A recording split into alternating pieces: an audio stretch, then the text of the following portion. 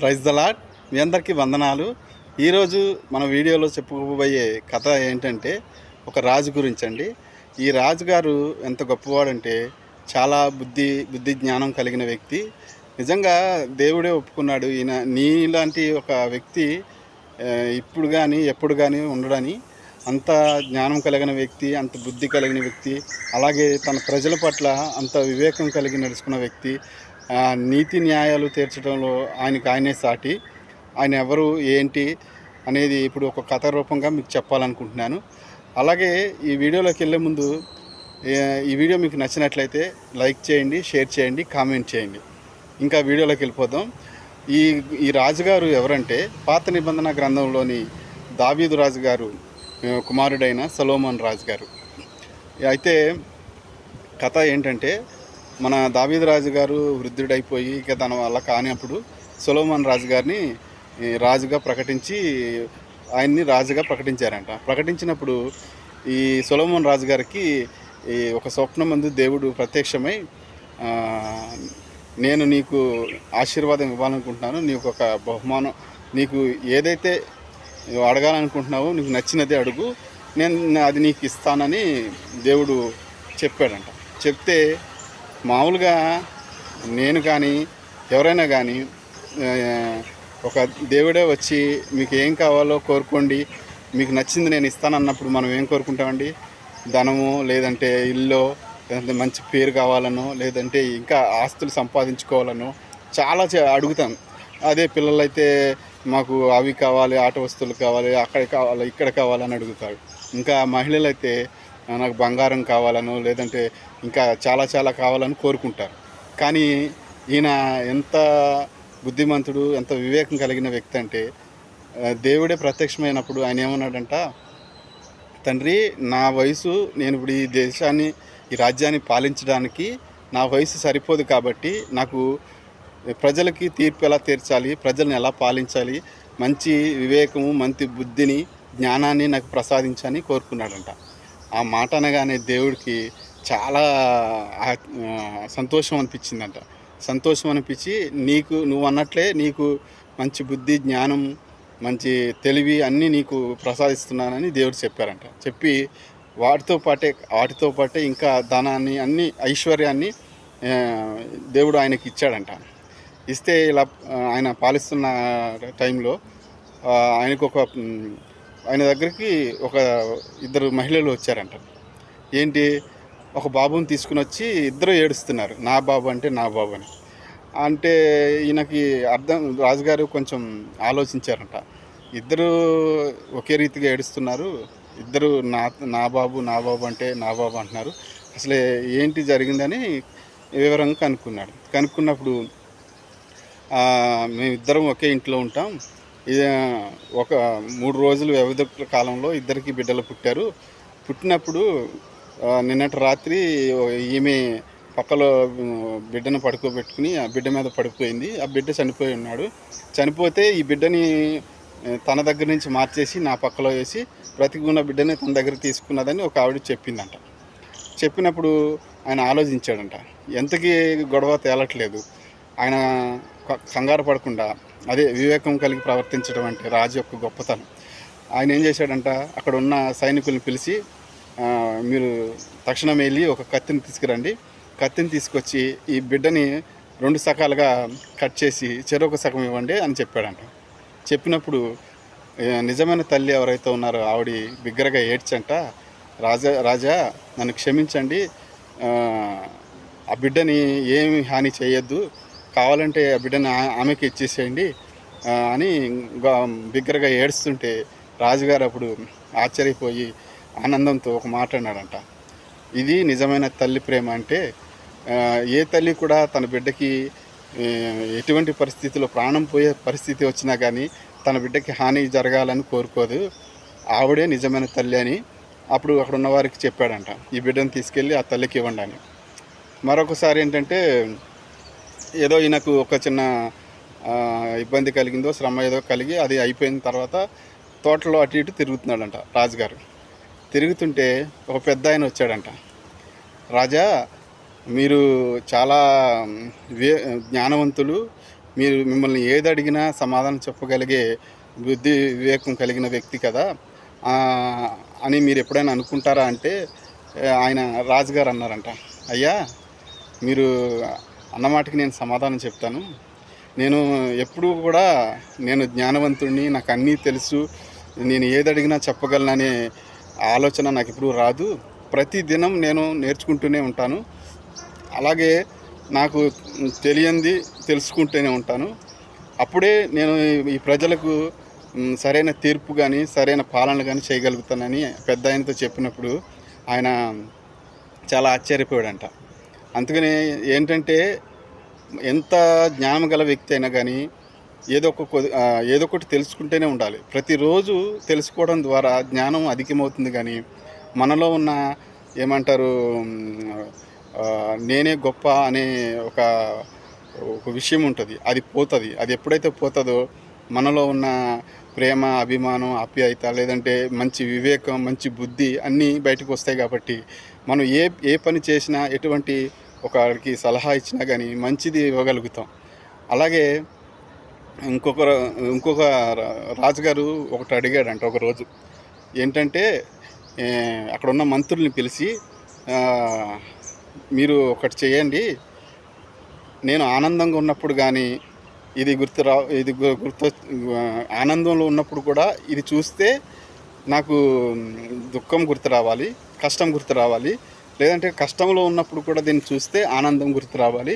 అలాంటిది ఏదైనా ఒక వాక్యంతో ఒక ఉంగరాన్ని నాకు తయారు చేసి ఇవ్వండి అని చెప్పారంట. చెప్పినప్పుడు ఇక్కడ ఉన్న మంత్రులు వాళ్ళందరంట ఆశ్చర్యపోయారంట. అట్లా ఎలాగా ఆనందంలో ఉన్నప్పుడు లేదంటే దుఃఖము లేదంటే కష్టము ఎలా గుర్తొస్తుంది, లేదంటే అంత కష్టంలో ఉన్నప్పుడు కూడా ఆనందం ఎలా గుర్తొస్తుందని వాళ్ళందరూ ఆశ్చర్యపోయి ఆలోచించి అందరూ చివరికి ఒక ఆలోచన తట్టిందంట వాళ్ళకి. ఏంటంటే ఒక ఉంగరం మీద ఇది గతించిపోతుంది అని, అంటే ఏంటంటే అని దానిపైన రాసి ఉంగరం పైన రాజుగారికి ఇచ్చారంట. అది చూడగానే ఆయన చాలా ఆనందంతో మంత్రులని వాళ్ళని చాలా మెచ్చుకున్నాడంట. ఆయన అప్పుడు చెప్పాడంట, ఏ కష్టము ఏ ఆనందమైనా ఎక్కువసేపు ఉండదు, అలాగని ఎంత కష్టం వచ్చినా కానీ అది ఎక్కువ రోజులు ఉండదు, ఏదైనా కొద్ది రోజులే ఉంటుంది అని దీని అర్థం అంట. అంతే, ఏది ఎక్కువ రోజులు ఉండదు. మనకు వచ్చిన కష్టం కానీ లేదంటే మనకు వచ్చిన సంతోషం కానీ అని ఆ సత్యాన్ని తెలుసుకున్నప్పుడు మనం చాలా ఆనందంగా జీవించగలుగుతాం. ఎటువంటి శ్రమ వచ్చినప్పుడు కూడా ఆ శ్రమలో ఆనందాన్ని ఎత్తుకుంటే మన జీవితం చాలా సుఖంగా ఉంటుందని రాజుగారు చెప్పారంట. అది ఎంత గొప్ప విషయం కదండి. అలాగా మనం మన బిడ్డలకి ఏదైనా చెప్పేటప్పుడు మనం ఒక సంతోషం గురించో లేదంటే ఒక కష్టం గురించో చెప్పకూడదండి. అది ఉంటుంది ఇది ఉంటుంది కాబట్టి ఏది శాశ్వతం కాదని చెప్పాలి. అప్పుడు అలా చెప్తేనే మన బిడ్డలు పరిస్థితిని అర్థం చేసుకుంటారు. రాజుగారు కూడా నిజంగా ఎంత గొప్పవాడంటే ఆయన ప్రతిరోజు ఏదో ఒకటి నేర్చుకునేవాడంట. నేర్చుకుని తన ప్రజలకి న్యాయమైన తీర్పు ఇచ్చేవాడంట. ప్రజలందరినీ చాలా సుఖ సంతోషాలతో ఉంచేవాడంట. ఇంకా ఒకరోజు ఏమైందంట, ఇద్దరు పిల్లలు వచ్చారంట. ఇద్దరు పిల్లలు వచ్చి, రాజుగారు మేము ఆడుకుంటున్నాం గాలిపటాలతోటి, నేనేమో తెలుపు రంగు గాలిపటాన్ని ఎగరవేశాను, వీడేమో నలుపు రంగు గాలిపటం ఎగరవేశాడు. కానీ రెండు ఒకే రకంగా పైకి ఎగురున్నాయి. పైకి ఎగిరితే ఒకటి పడిపోయింది దూరంగా, రెండోది కూడా తర్వాత పడిపోయింది. ఏది ఎవరిది అనేది మాకు తెలియలేదు అని అన్నప్పుడు ఆయన నవ్వి చిన్నగా ఆ రెండింటిని తీసుకురమ్మని చెప్పి సైనికులతో చెప్పాడంట. తీసుకొస్తే ఈ రెండింటిని పరిశీలనగా చూస్తే ఒక నల్ల గాలిపటానికి చిన్న చిరుగు ఉందంట. చిరుగుండి అది కొద్దిగా గాలికి ఇప్పుడు ఏమంటే గాలిపటం ఏమవుతుందండి, మంచిగా ఉంటేనే పైకి ఎగురుతుంది, మంచిగా లేకపోతే ఏమవుతుంది, చిన్న చిరుగు కానీ ఏదన్నా ఇదైతే చిన్న గాలి పడిపోతుంది కదా. అలాగ అది గ్రహించి ఆయన చెప్పాడంట, ఇది చిరిగి ఉంది, ఇదే ముందు పడిపోయింది, ఇది నల్లది నీది అని అలా ఇద్దరిని సముదాయించి పంపించాడంట. ఏదైనా ఒకరికి మనం చెప్పాలంటే, ఎదుటివారు బాధపడకుండా ఉండాలంటే ఆలోచించి చెప్పాలని రాజుగారి ఒక ఉద్దేశం. ఆహ్, ఏ విషయాన్నైనా తొందరపాటు లేకుండా ఆలోచించి చెప్పడం ద్వారా అది ఏ ఎదుటివారికి మేలు చేస్తుంది. మనలో ఉన్న ఏమంటారు తొందరపాటుని రానీయకుండా ఆలోచించి ఏ తీర్పైనా ఏదైనా మాట మాట్లాడితే అది మన జీవితానికి మంచి చేస్తుంది గానీ దానివల్ల ఎటువంటి ఇబ్బంది కలగదు. అందుకని ఈ సొలొమోన్ రాజు గారు ఎంత విశ్వాసము, నమ్మకము దేవుడంటే లేదంటే దేవుని పట్ల ప్రేమ కలిగి ఉన్నాడంటే, ఇప్పుడు చెప్పుకున్న కథలన్నీ చిన్న చిన్నవి ఎప్పుడెప్పుడు విన్నాయే కావచ్చు, లేదంటే మనకి తెలిసినవే కావచ్చు.